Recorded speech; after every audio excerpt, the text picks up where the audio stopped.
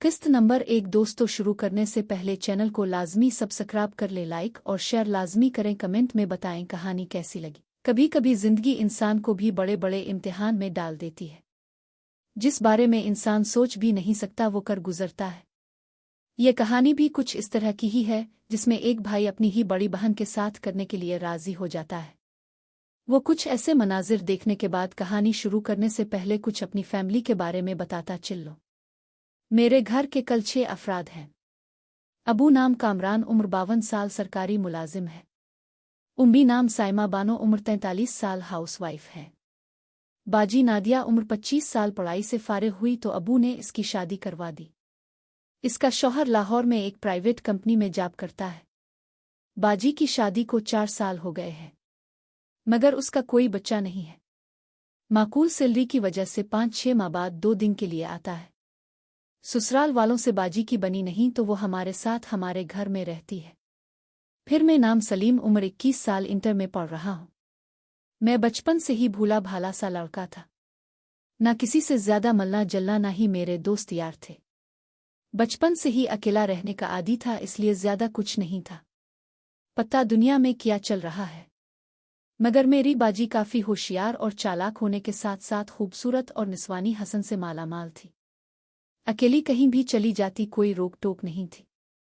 College भी अकेली जाती थी और वापस भी अकेली ही आती थी। मेरा एक कजिन शहजाद अक्सर हमारे घर आया करता था। खास तौर पर जब घर में कोई भी नहीं होता तो वो आ जाता था। मैं इसको अक्सर कॉलेज से वापसी पर घर से निकलते देखता था, मगर कभी ऐसा वैसा बुरा ख्याल दिल में नहीं आया। एक दिन मैं कॉलेज से जल्दी घर पर आ गया। इस दिन उम्मी हमसाइयों के घर गई हुई थी। इत्तेफाक से दरवाज़ा खुला था। मैं जब अंदर आया तो घर खाली लगा। हमारा घर डबल स्टोरी बना हुआ है, 3 रूम नीचे एक ऊपर। नीचे के तीनों रूम में जाकर देखा, मगर वहां कोई भी नहीं था। मुझे बड़ी हैरत हुई कि उम्मी और बाजी ऐसे कैसे घर खुला छोड़कर जा सकती है। यही सोचता हुआ मैं ऊपर वाले रूम में जाने लगा। जब मैं रूम के करीब पहुंचा तो मुझे अजीब व गरीब आवाज़ें सुनाई दे। मुझे अजीब लगा। जब गौर किया तो आवाज़ किसी लड़की की थी। रूम लॉक था। मैंने अंदर देखने के लिए कोई सुराख तलाश करना शुरू कर दिया। जैसे ही मैं रूम की खिड़की तक पहुंचा जो दूसरी साइड पर थी, खिड़की तो बंद थी मगर इसमें एक छेद मुझे मिल गया। जब मैंने इस छेद पर अपनी आंख रख कर अंदर झांका तो सामने बेड पर मेरा कजिन नामुनासिब हालत में था। नीचे लड़की थी जो यकीनन मेरी बाजी नादिया ही थी, क्योंकि मैंने पूरा घर छान मारा मगर वो मुझे कहीं दिखाई नहीं दी। मैं समझ रहा था शहजाद बाजी के साथ जबर न कर रहा है, तो मुझसे बर्दाश्त ना हुआ और मैं दरवाजे पर आया। दरवाज़ा जोर जोर से पीटने लग गया और बोला, शहजाद आज बाहर निकल, मैं तुझे जान से मार दूंगा। तेरी जुर्रत कैसे हुई ये सब करते हुए? आज मैं तुम्हें हरगिज नहीं छोड़ूंगा। दरवाज़ा बजाना मैंने नहीं छोड़ा। गुस्से और तैश में और ज्यादा बजाने लगा। जब दरवाज़ा ना खुला तो मैं बोला, कमीने दरवाज़ा खोल वरना मैं तोड़कर अंदर आ जाऊंगा।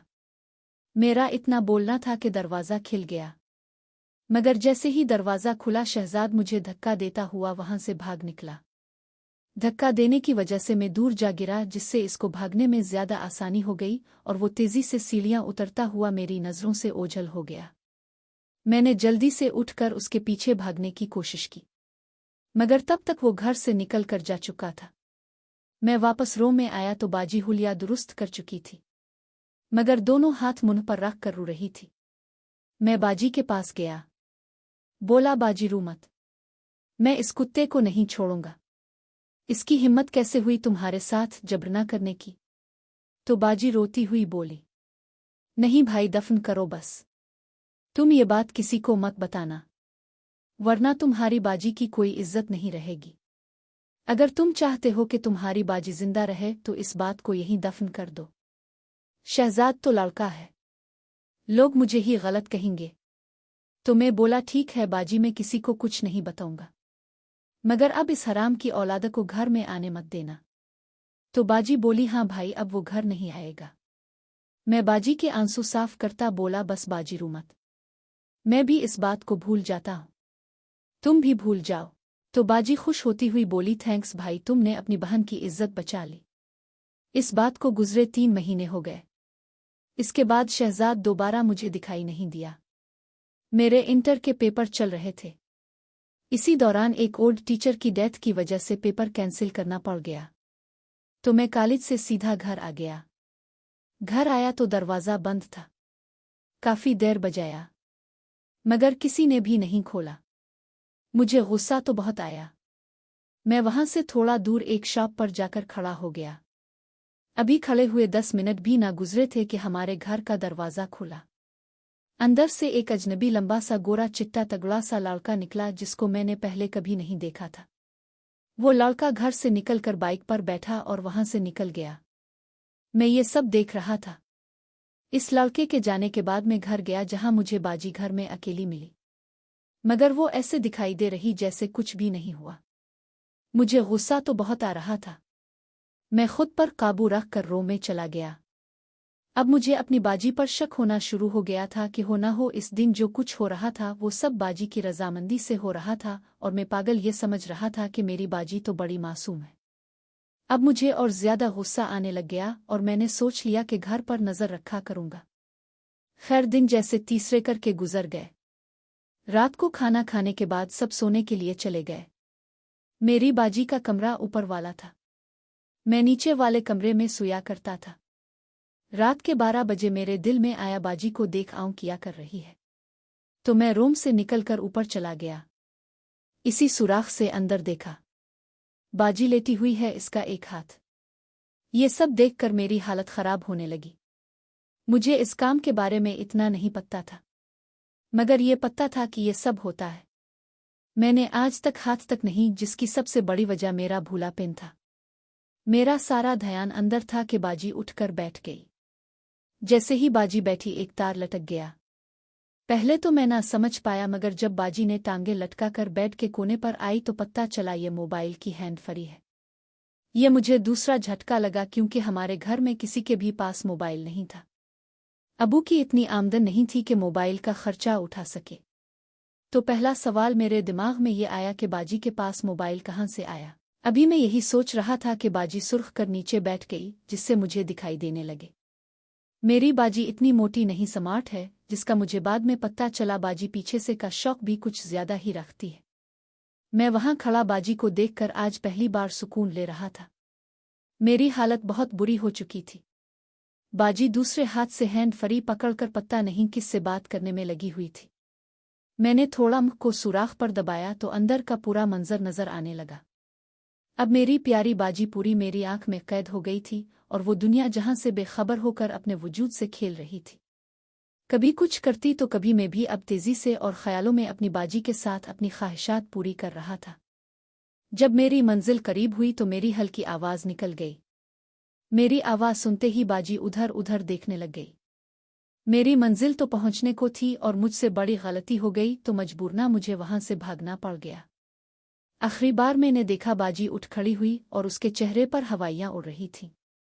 मैं वहां से नीचे आ गया। मुझे पता था अब बाजी बाहर निकलकर जरूर देखेगी। जब मैं नीचे उतर रहा था तब दरवाज़ा खिलने की आवाज़ आई। मैं अपने कमरे में आया। पेपर से फ्री होकर मैं जानबूझकर घर से बाहर जाने की एक्टिंग करता और देर से घर आता। एक दिन मैं बाजी की नज़रों से कहीं छप कर बैठ गया। उम्मी ने कहीं जाना था, तो वो कुछ देर बाद बाजी को दरवाज़ा बंद करने का कहकर चली गई। उम्मी के जाने के कोई 20 मिनट बाद दरवाज़ा खिलने की आवाज़ आई तो मैं समझ गया, बाजी ने अपने यार को रंग रलियां मनाने के लिए बुला लिया है। अब मैं इंतज़ार में था कि बाजी अपने यार को लेकर ऊपर रूम में जाए तो मैं निकलकर छापा मारूं। मेरे प्लान के मुताबिक ऐसा ही हुआ। बाजी और इस अजनबी के कदमों की आवाज़ सीढ़ियां चढ़ते सुनी।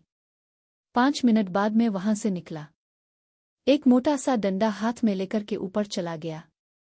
सुराख से आंख लगाकर देखा तो दोनों बेड पर बैठे खेल रहे थे। कुछ देर और सब्र करके देखता रहा। अब वो अजनबी शख्स उठा और तब मैं दरवाजे पर आया। दरवाज़ा जोर जोर से बजाने लगा। साथ बोलता जा रहा था, तेरी माँ की तो बाहर निकल, आज तो तुझे जान से मार दूंगा। कुछ देर दरवाज़ा पीटने के बाद मैं थोड़ा सा दूर होकर खड़ा हो गया, कहीं पहले की तरह इस बार भी धोखे से भाग न जाए। इसने भी ऐसा ही किया। अपने हाथ सीधे किए, रूम से भागता हुआ बाहर आया। मगर मैं तो पहले ही होशियारी पकड़ चुका था, तो जैसे ही वो बाहर निकला मैंने डंडे से इसकी पिटाई शुरू कर दी। वो चीखना चिल्लाना शुरू कर दिया। वो रोकने के लिए हाथ आगे करता तो कभी हाथ, तो कभी उसकी कोहनी पर डंडा पड़ जाता। बदहवास तो वो हुआ। दोस्तों, मज़ीद देखें किस्त नंबर 2 में, और उसके लिए हमारे चैनल को लाजमी सब्सक्राइब कर लें और साथ बेल आइकन को भी दबा दें।